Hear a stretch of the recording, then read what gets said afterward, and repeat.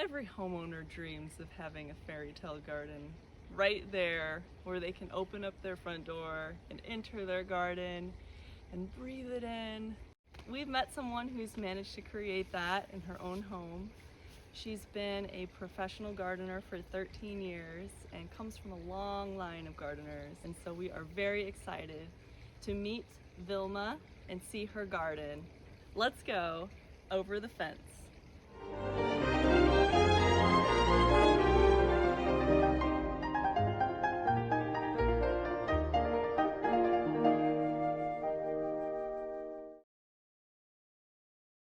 Vilma, thank you so much for having me to come look at your garden and to share it with everyone on the internet. Oh, well, thank you for asking me. I'm really humbled and hope everybody likes what they see. Yeah, so do you want to introduce yourself?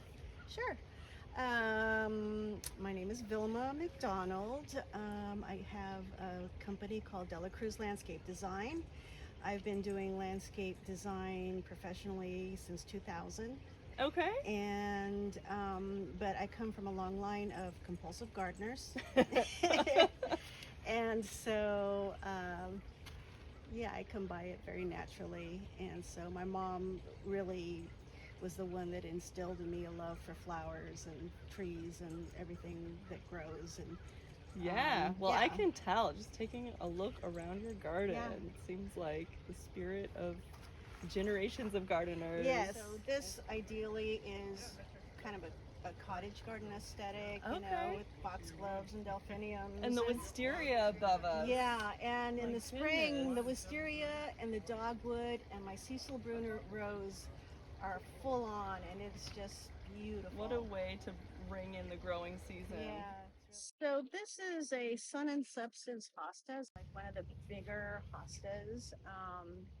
It's not as big as Princess Wu, but it's pretty amazing. I've divided it, and I had it at another property, but yeah, fortunately it hasn't been eaten by the slugs. And that's like something that happens when you keep it in pots, right? It's a little bit more protected, would you say? Yeah, it is. Okay. Yeah. Yeah, I've actually been a little nervous about planting hostas just because I don't want to deal with that, but it's like such a beautiful and striking plant. My aunt, when she was alive, she would come to visit once or twice a year, and she and my mom would grab the flashlight at night, and they'd go around and find the snails and slugs, and you could hear my aunt going, "Mira, otra," you know. It was so funny. But now I find myself with my little, my flashlight on my camera. I'm out there like, okay, there's nothing on here. If there is, I don't want to say what I do to it. But Yeah, right. I mean, I released mine down the river. Just give him a send off. A send off. Yeah. It's kind of like a Viking send off. So my garden is really made up of a lot of plants that I've been given by friends and neighbors. Yeah. And my neighbor a few doors down gave me this. She just gave me a start, and this is a black knight lilac, and it's multiplied, as you can see. Yeah. But of course, I always think of her.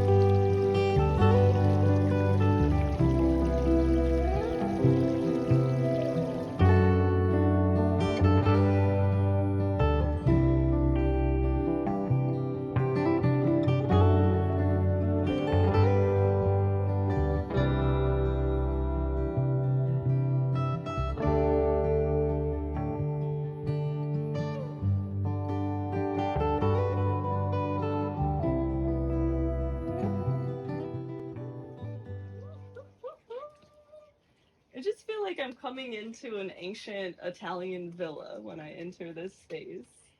Well, this was completely open. This was just a field when we bought the property. And so we would sit out here. There was just a gravel driveway, and we'd try to, barbecue or whatever. And because we live across the street from the park, we just had dog walkers and people who were just strolling, always checking out what we were doing. And I said, yeah, I don't like that. So I designed the courtyard door and the fireplace. And I have a squirrel. My husband and I sit in the living room and we watch the squirrel every day. It does the same thing. It comes up, jumps up here, jumps up there, goes across the wall. Every day without fail. And there's certain birds that come every day. So it's kind of interesting to watch just just habitual nature of some animals. Right, and you have a relationship with that nature. Yeah. I'm a compulsive gardener, so I see plants and I buy them, or I ask somebody for a piece of something and I plant it. And so what you're seeing is just a conglomeration of my addiction. But it's really amazing how you've managed to put that agglomeration together in a way where it makes sense. Yeah, I'm trying to. This is a conifer that does change color. It's Chief Joseph. It's a lodgepole pine. Okay. And in the winter, it turns the most beautiful, brilliant yellow. Oh. It's been here probably 3 years now. Okay. And I don't know that it'll get much bigger. I don't see any candles on it. But yeah, it's really beautiful. Yeah, it's gorgeous. I love it. I love it, love it, love it. It's a great size for just like having a dance with. Right. Exactly. And then we have a much bigger pine. Yeah, that's a Vanderwolf pine. And for some reason, I thought it would be a dwarf. Oh, okay. Yeah. So that's kind of a happy accident. Because it kind of is an anchor for the garden. It really is. And you can see it from our living room. We have a high window, a little octagon window at the peak of the vaulted ceiling. Oh. And so it's kind of cool to see it. I need that. I learned that you can really prune conifers. I didn't know that you could do that, but I've pinched it back quite a bit so that it kind of fills in. Oh. So the top I haven't been able to do, obviously, but yeah. Yeah. Good little tidbit. The pond has been here for at least 15 years. And this is a recycled water tank from a construction site. So we cut the top off, and then my friend Gary brought his tractor and dug the hole, and we sunk it in. And then a couple of years ago, I had these large boulders brought in and created the waterfall. Just to kind of just bring, have water, have a bigger space for water. Yeah. So. It just adds so much. And the sound is extraordinary. And then I love your cranes or herons. Yeah. Herons watching over and So one day I was in the house and there was a blue heron that actually came into the yard. And I could actually see the wind, the air moving. It was so big. Oh, wow. And I took a few steps towards the door and it saw me and it took off. But I think that kind of wards them off. They kind of are afraid. Oh. Yeah, I think. Unless it's mating season. Yeah, maybe it thought it was, hubba hubba, a mate. Yeah, my neighbor that gave me the lilac gave me this. A little teeny just start. And it's this big beast now. And I've had it, had it cut way back. And it's just like crazy. Is it as old as the lilac, I guess? Yeah, it's about that old. So it's about 15 years. I love that we have this punctuation point of, is it a cypress? Italian cypress, yep. Yeah, that is excellent. Yeah, a friend gave me that a few years ago, so I planted it. Another friend's tree. I'm telling you, I've got all these plants from friends. Friends and friends. is what, and this is tidy, but this is what my lot looked like when I first moved here in 2000. See, this is just the inspiration that people need. It's like, Yeah, you can create this. yeah. If you're patient and, are just willing to be okay with experimenting. You haven't been afraid to use a little bamboo in a container, I see. Yeah, I've had that for a long time, and it's gone through. It's gone through a lot. And then I love the Hinoki cypress in front of it. It's kind of almost a Japanese garden feel. So this area here, lavenders and rosemary and the euphorbias, along with the Italian cypress and all this, this, kind of lends itself towards a more Mediterranean garden. And then I have this agave right here that is also something that you see in Mediterranean gardens. And with the light shining through it, I mean, this is the time to see it. Isn't it beautiful? Yeah, it's gorgeous. A neighbor gave me that. Another neighbor. Yeah. Vilma is a friend of neighbors. I am. They know that I'm a geek, and they just say, "Here, you want this?" I'm like, "Yes, Yes, I will find a place. yeah." For it.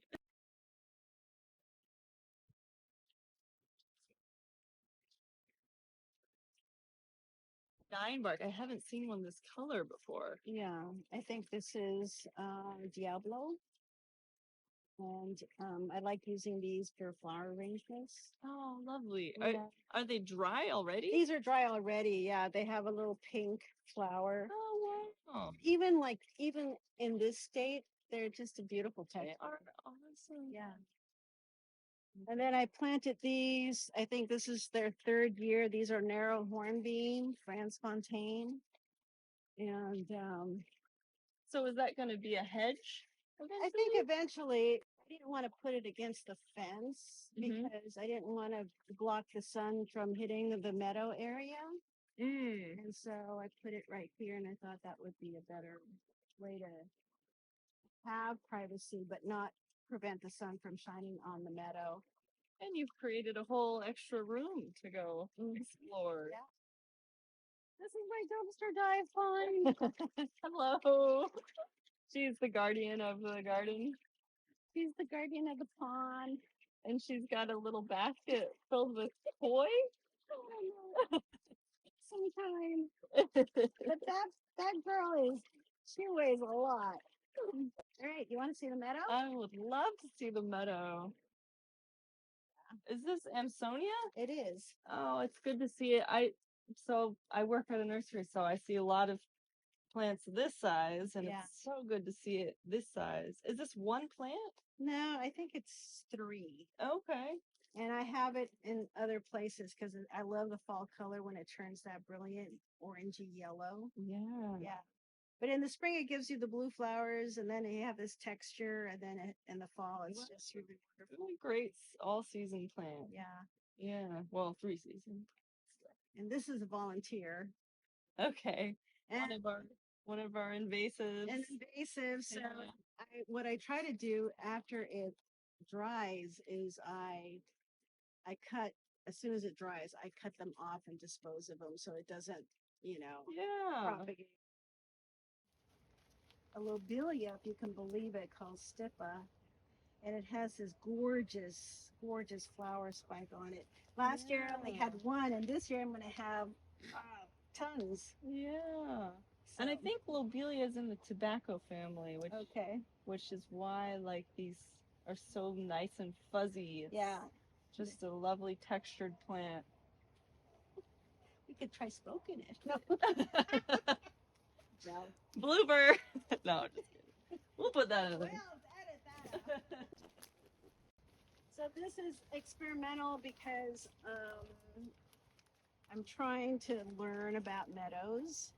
Excellent. And this is its 3rd season. I started with 4-inch pot plants. And so this whole bed is its 3rd season? Yeah. Okay. Yeah. Amazing. And it only gets watered 1 time a week. Awesome. And so you can see which ones are the more dominant, like the Erigium. Erigium, thank you. And you know, the coreopsis I love, the moonbeam Yeah, coreopsis. very happy. And things are, you know, they're opening at different times of the season, so Constantly shifting. it's constantly shifting. It's just awesome. And here's some more of that lovely artifacts. The wagon wheel comes from my friend Fergie. Somebody may have come out to Oregon on that. That's very true. So this, my mom gave me. It's black lace elderberry or sambuca. Yeah. It's supposed to be black, but it's reverting, so I have Oh. to cut all this out. But there is a black Oh yeah, I see it on back the other there. side. Yeah. Huh. And then they have really pretty pink flowers. They're so beautiful.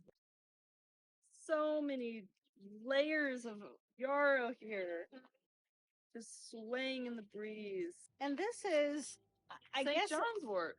no, I don't know what it is. It could be a St. John's wort. So I was lucky enough to do some medicinal herb training, and if you see, you can take a look at the leaf and through the light, if it's perforated, then that's a St. John's wort. Interesting. So that's the actual straight species medicinal version that Really? you can make tea, Oh, cool. and yeah, It's and it looks great against the orangium. mhm. This is one of those flowers that also spreads a lot, but Yeah. I really love it. Yeah. personally. I've taken quite a bit out. And I see you've got some lupin hiding back there. Yeah, that was beautiful. It's done, and the phlomis is done, but other things will start to come up. So, you know, I'm really interested in the whole idea of succession planting, where you know you just continually have a flush of color all throughout the year. This is just wonderful, Vilma. Thank you. I Yeah. love it. I do love it. I really do. I mean, I've been out here. I was out here all day long today and yesterday. And I mean, I'm tired and I'm sore, but I'll come back out tomorrow and I'll just. Can't stay away. I just can't. I can't. I can't. Well, Vilma, I have had just the most glorious time touring your garden with you. So Thank you. thank you for giving us a peek over the fence. Yes. My pleasure. My Yeah. pleasure. And I'm All so right. excited that you asked me. Thank you.